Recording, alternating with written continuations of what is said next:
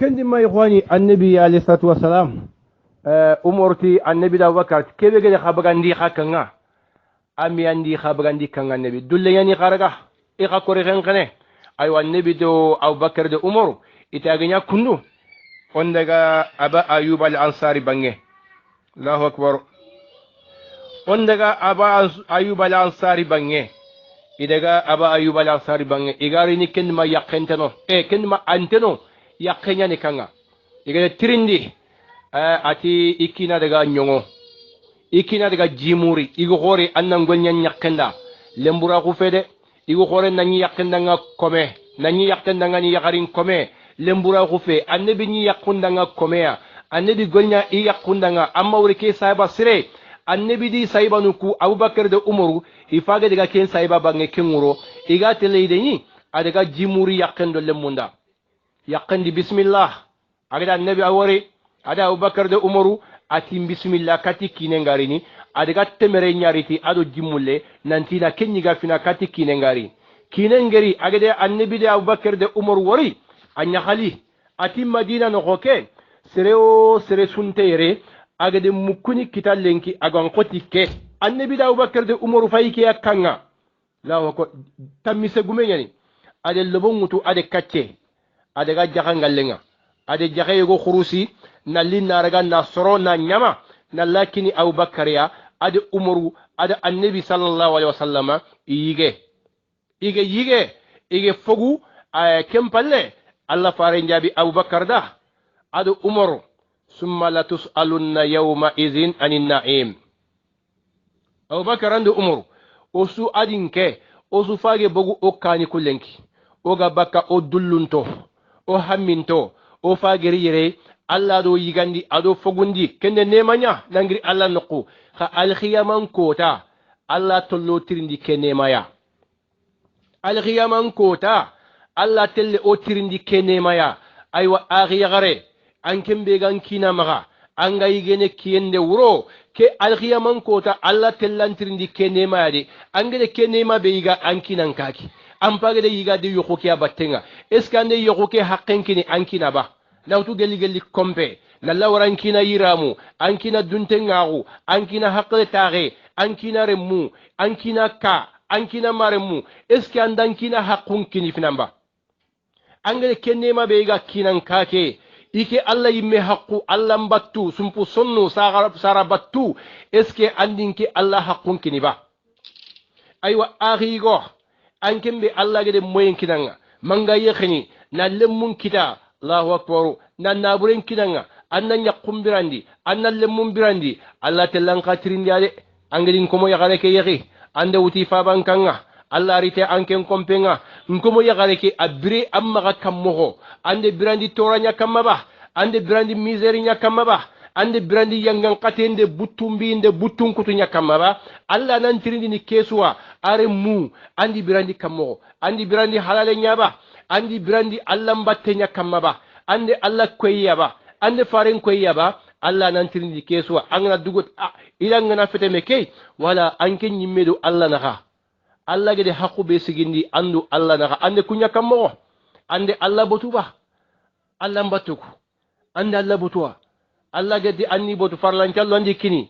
ancumi anjakka ampiji ando saranon botu ando kenya kundu kesune nemanya Allah gede nyak komenda kiani ogeti hadamarin me Allah gede ku yesu kinanga nema maka fesere Allah di kinanga nanti anna Allah botuwa ama kinanga nantanni kuta kempalle annabi gedduguta ati abubakar de umar da summa la tusalunna yawma idhin anin na'im hage yige kunu hage fogu yige ken nema alkhiyaman kota Allah tele khatirindiya ken mawde Allah nyaga Allah ganno nya komoy oga Allah neman ku fana angana fay komo dangu ku kane ku nyamposo ku annabi dullen chabudan maka khazwatu zatu raqa'i kene jihadu yogo annabi de saybanu ngade kende beri ken jihadu Allahu akbar annabi de saybanu tampi annabi do kapalle mon tampi do dinan batte kha oku tampi do duna batte ngana naburen kita wala tampini do ken batte khana dinan kita o kulante tampini do kenya bate khazwatu zatu raqa igede ke togora kene jihadu khoteya mullenga gatiyani saibanu ku iramuntiya droko saban tontiya te punintiya mullen khote maga serentambo khinya alla wakittindro mellona no i khosa akhiri khazwatu zatu raqa saibanu jabi kenga jange yigande nyeme legerndi ine yitti dere nya yigana yitti dere ine kenya busunu akhaye kenna yiga khottamise mogo Allahu akbar ile kesu munyido mane bate do iga arjanna kitta mogombe ay wanke danke o ku beniga brene 2020 ke o ku khade manne khamuni yagaru ole manne khamuni kinan kaninga pour que wona arjanna kita yigu ole yagarun toran manne me khamuni pour que wona arjanna kita besu gay anna ken keso pose doa te kendima wa sabi'a hadisi segundi bego magayre kem paji se fagi gram maga abi musa al-as'ari hadisenya ati annabi alayhi salatu wassalam akhrajat lana aisha radiyallahu anha kisaan wa izara khalizan qalat قبض رسول الله صلى الله عليه وسلم في حازين أمنا عائشة النبي فاتي يمبله أنتو النبي فاتي عائشة كومبينيا النبي وسقه الله أكبر أمنا عائشة يتاغنو النبي يمون يتاقى أمنا عائشة تانين كما ما النبي يمكن بك كي أمنا عائشة أتي أبي موسى حديثة أتي كوتايغو أمنا عائشة أدو doroke yego ambogu kattiya ado yirame akhote bajjo aga ko bajjuma ati dangani aywa alla fare nyonkin bogu kuwa kamma alla fare nyonkinga bakka ke doroke a nyirondine la hari valer doroki valeri ndefe miskina khumma alla fare nyonkinga bakka anyi sakka ke daba kamma annabi gana soku daba ndagiri anya khanyani daba ke batenga toko falle fetenga dabake battenga toko fete anti no diribinte miskina gummaga Allahu akbar kone kan nabi nyimi antambi anke danke o faga sakka matalanya matalamba nefe ona daralla kama darafana la kama darafillandilla kama khupira menge kenga yinjuga de ngey alla fare mbogu duna ameku wori atele so ko arjannai o ko so ko ya geli duna yelli alla ganno so gondi arjanna gaddara nin kama on alla botude la yogoma alla korosi kennema be alla gede nyongoda o yekanna alla magadaga arjanna kino yiduna yi anani lahara arjanna toda alla do nema de an alla farim pati droko bana ni annabi maga na faragu kemma guntei droko bane kenya ni annabi maga umuna aisha de ken droki allinanti ha annabi ni menga fati ni ke droki anyi khanne anyi sakka ke daba kamma la wakwaru nke danke angana wanki alle semenia angan kawa komple be rondini telma yirame ngo boyem ngama wagandi fanam pakka wagandi filam pakka sakati yagaruku yiramu yogoni sine ilante kullondini sino filli e waganden nogo inte kullondini aywa alla farenke mpage fati duna doroko bane kenya nyamaga adaga sakkat dababe kamma te nke danke tapi beginke saloke bane tapi bega anken chaloke anyi metu angui kompe antogura rekera ko tampike begai angi metu antogura rekanga sakap pajasi be kama matala be kama darabe gai anyi mekentu alla farenke mpage fati dabanya kama hari daba kundum pede sokke na miri nanya daba annabi ni sakka kenya kama la wakbar iti annabi anta alla nyagana ba alla nanya banna no ati kene alla nyagana alla ni nyalla harabannya haduna ke ile khanu ina mbere miskina kunya ina nkara miskina kunya al khiyaman kota ina daga nya banna kendima an aisa ade doroke nyambo katiya ado daba ay wati kha annabi nyimme ayon kimpage bogu kya kamma Allahu akbar wa sabi'a hadisi nyeruni be go makayre alla kengiri abi hurairata ati alla farin jabi allahumma ij'al rizqa ali muhammad qutan alla farin ya faiki agede alla nyaga nanti alla anga nike annabi kore ibradi anga na limité seren anna limité anga na limité ke annabi ibradi idi kore anna limité anna maga gebe kinoyi oga fesekena no gonga oga telan kuta no gonga alla anga na limité nya fonne kendima ikhwani wa akhawati Allah subhanahu wa ta'ala Allah gada ibe warsakel lihi ibeda maga simananti Allah ntamullade Allah namullade Allah gadi warsaken geben kin sire gabe maduna sugeti kati fulane maga simananti Allah nan qamullade Allah dan jarabitiya beganya miskina Allah dan jarabi miskina kuke anniki Allah botu arjanna wanda Allah gadi benya banna Allah dan banna anniki Allah botuti ambanna kuke ina arjanna nyanganda bannanga ma Allah botu afaga nyana maga tora nimpilya duna Allah ne toroti na burekei ane yangan katanati na burekei al khiyaman kota Allah na daga yangan kata kadi e Allah ga no da kiskenga ti Allah tunga khonne Allah fonantira khunga wasamina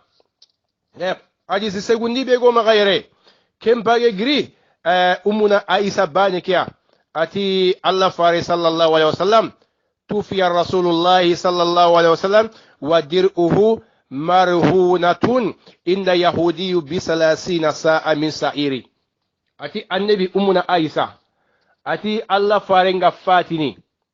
telma fogante annabi maka agayi gana adi kore adi doro kenya utu nandaga jifu yogo bange nandaga tambo ngutu nanti wachake nku tanji kemude awanna tigitin danke doroke ngana tuga dimambe anin doroke nkininga annabi ga fatini adoro kenyani tolomanga alhudi maga miskina kun chabudan maga kendima ikhwani miskina khu angana duna tare ado wachafai annabi ummotonu oyana su miskinanga fona suwa maga nan qotoi okuga simana fono ya maga maneno maga alla dali soro dangi wama atainahum mi'isara ma atainakum wama atainakum mi'isara ma atainahum alla dali soro dango kuriyen kani igede banna hube kiniya hari ibanna huke 10% ime kenkini annabi ummotonunga soro benige dangi okane annabi nyimu benige dangi okane ijama alla gede banna hube kiniya hari banna hun 10% alla me kemme kinokuy fonto kumaga kankenne europoa foya maga manna maga fonta maga fone alla maga te kendima wa te wa kene hadisi segundi insha Allah o sikire way alla nyagana alla ganna ola khagomundi sahaba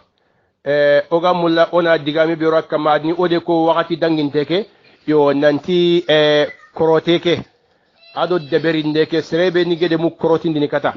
angede mu soron korotini walla soron nyagari katanga nan tanna soron korotida alla ga kisini kenjunu bunga mo gombe yo kenne geli tubum polla kenya tubu ke ga folla ke ad ahajune duran kota yi ade kota lante kefinime yo ha ona diga mo filisiko kekenga kata alla go o jofana tubu yenga kotambe junubu hadmar mengede deberi alla ga tubi ni bakke kenga lew anani toranta ndangani alla nokko kenne duran kota yi olante ken kapake oga kebe kono ke ari go nyande ke pozoi ata guntenge gabo teb ati serengana ni kata angede mu soron korotini teb pruke annan kisi koroten ndeke junubunga ane yana kammo onati kenne tubunya fofana ange serebe angede mu soron korotini anke nyaage daga modin talibo bange nantina soron koroti anda korote ke adi raga ami raga telma ande mu koroti ni kata walla anke mbege ni koroti ndane ya kata soron gari nan bange nanti soron koroti nda angana ya mulla annan kisi kenjunu bunga al khiyaman kota fofana anna tubi kati allah anke mbege de mu soron korotini anda mante inenya korotini anda mankina korotini ande inellemu anga geni ande mu korotini ya fana anna tubi kati Allah nemu koroti ni koroti ndemanya Allah nte korote mulla Allah ntubi katanga ndaga koroti ni abada ma al-khiyaman kota kani fofana anna tubi kati wasaniya filandi an yanqali an sihri anna korote lakke wara maga yille kati sere koroti nenga abada ange tubi kati Allah nanti Allah ntaka ke golle nyana maga mede berde kem pallan tubu ke ante sahana kani sarti filandi wasalisa sarti sikandi ange de muserebe koroti ni kata mannan daga ko kenda nan tanyam pam maga de te ange de muserebe koroti ni ay fanna aga brene annan daga ko kenda nan tanyam pam maga de ande mu gilida batende ande mo togon kini modininde ande mo togon kini cekorobande andi daga bulu qaburi nyaba idega bulu goli tabu nyaba idega bulu nukusuba ifanna ko kamandanga ta nanti tungu ide mu gilida batenga de wala wateke be ganga asabun kiteikiya iyandan koroti yampim maga anga to ke kongen khote aywa kongen ge khoto man kandalla gollenga anga tu nanti allante konna kamanda man kandalla korotinde te ifanna ko aka anna mura kama magata nan tanyampa maga te nde muke golle yananga igo yampim maga agana yampam maga bani anki sa junubunga agama yampam maga al khiyaman ko ta khatale kiti ale harina lisigi kati kama nanti kati wonyampa me maga ngile fofo de beranga yampim maga ngi ga yampam maga kundum pede ifanna kwa nanti kati fulane ke kota fulane nde man korotin yampim maga agana yampam maga bani junubun takandanga ni Allah nokko waw aya foni haqqeke aga yampam maga bani an kanne khura khana lita nanti pimmaga ho serenga ni trene kati yampim maga a yampam maga ay kundum pede angede kebe de beri gundu agantetu ifanna kenya konada ngeti yampim maga begani ke kota fulani ndaman korotiniya ndemo ande beriniya ndemo jofene modin talibonya kenya ninge tan nan yampim maga angatu ke kongen kotani de yampe ako nge koto mo nan daga koroti kenya koto dinan ta kongenga angede seren koroti al ko ampage de kariya te anna kuna ana nyampam maga te gella ganani angede serebe koroti kata akama antaka birene wala antaka kamal laqetu law pour que ken kaman nan nyampa amma yo golle ke fay dononya wala mbay nonya de gella ganani akama nge karakata ay fanna sallen gebe ndeberi akama ndangale anna sumen gebe ndeberi akama ndangale anna sadaqan ndeberi angebe ndeberi akamanda la alla ancada gani kudan chumu kube dangi nyanada kunna gomu korote ke mei al khiyaman kota ananya alla antalla ganate te kendima wadi alla nyaga alla ganu da khakisi koroti ndey wa sa akhiran fi legere be oga konno kata aya gani o koy danginte ke o geddiga mu janaba wanqiyen kamma akhi gobo nyande mundo maka nanti onduru goto onandiga musallen kamma ke kesio adalla ari ta fana fetike ta filandi fetike nanti onandiga musallimo gon kamma sere gebe sallini yigum mandi yakaru ifagi sobe nyade anani salleke inta mogotu kebe ga salleke bonondini maka anani inta mogotu kebe ga salleke tallan kirondini anani sere gebe inta mogotu nanti onandiga musallen kamma ta ma yogoni gatini surtout nge diga mu janaba ke kama koy danginte ke koye nanduru goto nandiga mu sallenya kama ke onati ari yugonde ari yakarunda alla ganno da khabraji arno da gatuga salle ke fi khote nyani yo ko amani lenki ogede dulo kem prepare nanti o diga mu salle kama o ya khanu lenki onandiga mu alla fare mbire mo gonya kama ge tampiu beni wori o ga tampie be gno wor islam ko keno amma gasma nanti a jongo ide ame mesere kita duna giri ona muya kamma yo insha Allah Allah gana koyri koy jemu ado khairi sere ogo terin kana moge diga musallen kamma fini beni ge wajabi salla dan kamma angeni toguno antalle mu manga bonno moge de fonne wori kunga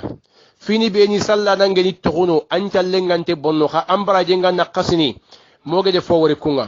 fini beni angeni deberi sallen noho igan challe mu man bonon dini allew moge de fowre kunga fini beni angeni deberi sallen noho an challente bonno ha ambara jenge nakasini moge ri fonne wore kunga insha Allah Allah tunka hunde Allah fonnan tira kunga yo kiani